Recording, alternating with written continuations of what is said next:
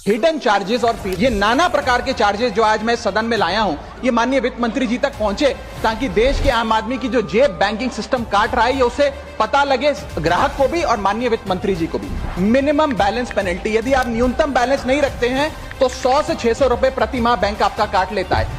इस चार्ज को लगाने के बाद बैंकों ने वित्तीय वर्ष 22-23 में 3500 करोड़ रुपए मिनिमम बैलेंस पेनल्टी के नाम से लोगों से वसूले हैं। मैडम, एक्स्ट्रा एटीएम यूजेज, आपको एटीएम ट्रांजैक्शन के लिए 2 से 3 की मोहलत मिलती है, 2 से 3 की इजाजत मिलती है बैंकों द्वारा। अगर आप चौथा 5वां ट्रांजैक्शन कर लें तो हर ट्रांजैक्शन पे 20 रुपए एटीएम चार्ज आपको देना पड़ता है। इनएक्टिविटी फी 100 से 200 रुपए सालाना। फिर बैंक स्टेटमेंट आप मंगवाते हैं तो बैंक स्टेटमेंट इशुएंस चार्जेस के नाम पर आपसे 50 से 100 रुपए लेता है। फिर आप कहते हैं हमें एसएमएस अलर्ट के माध्यम से मेरे बैंक के खाते में क्या आ रहा है उसकी जानकारी मिले, तो एसएमएस अलर्ट चार्जेस के नाम पर भी प्रति क्वार्टर 20 से 25 रुपए आपसे लिया जाता है। ऑनलाइन पेमेंट करेंगे एनईएफटी की तो ट्रांजैक्शन फी भी ली जाती है। जबरदस्ती आपको पहले लोन बेचते हैं और फिर उसके बाद लोन प्रोसेसिंग फी के नाम पर 1 से 3% लोन अमाउंट का काट लेते हैं। साधारण सा सिग्नेचर बदलवाना हो, नॉमिनी की डिटेल्स बदलवानी हो, उस चेंज पर भी 200 रुपए प्रति ट्रांजैक्शन के नाम पे बैंक आपसे पैसा वसूलता है। और डिमांड ड्राफ्ट पे ऑर्डर बनाने जाएं तो 100 से 200 रुपए प्रति डिमांड ड्राफ्ट आपसे पैसा